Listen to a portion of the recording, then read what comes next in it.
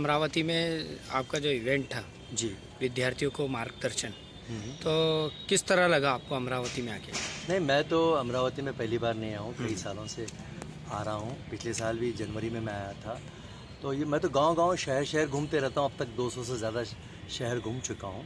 ये नौजवान जो युद्ध बच्चे हैं, उनमें एक प्यास है और उसकी प्यास को समझना ज़रूरी है।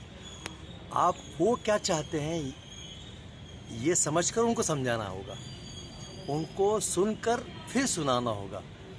अगर अपनी ही सुनाएंगे तो बात जमेगी नहीं। जनरेशन गैप कभी नहीं होता, ये तो एक ऐसे ही एक इस्तिलाह है, लेकिन असल चीज़ ये है कि अपने बच्चों को सुनना और उनको सुनने के लायक बनाना। तो हम ये अल्लाह का करम है कि हम उस चीज़ को समझते हैं और बच्चों की नफ्सियात को समझते हुए मोटिवेट करना एक फ़न भी है, एक कला है।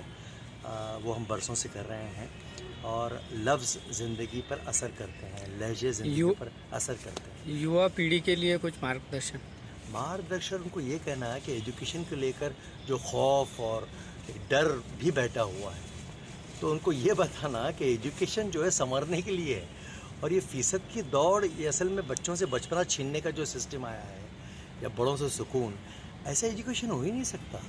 तो ठीक है, हम जो लोग ये माहौल बना चुके हैं उनका तो मुकाबला नहीं कर सकते, लेकिन आओ सरपरस्त बने, इस टॉपिक पे हम एक लेक्चर लेते हैं, कैसे सरपरस्त बने। उनको ये बताना है कि एजुकेशन एक सफ़र है, ये कंपटीशन नहीं है। और एजुकेशन का मतलब है समझ बढ़ना, सही लिखने सही पढ़ने आना और उस हिसाब से रुझान को समझते हुए अपनी मंजिल खुद ढूंढ निकालना।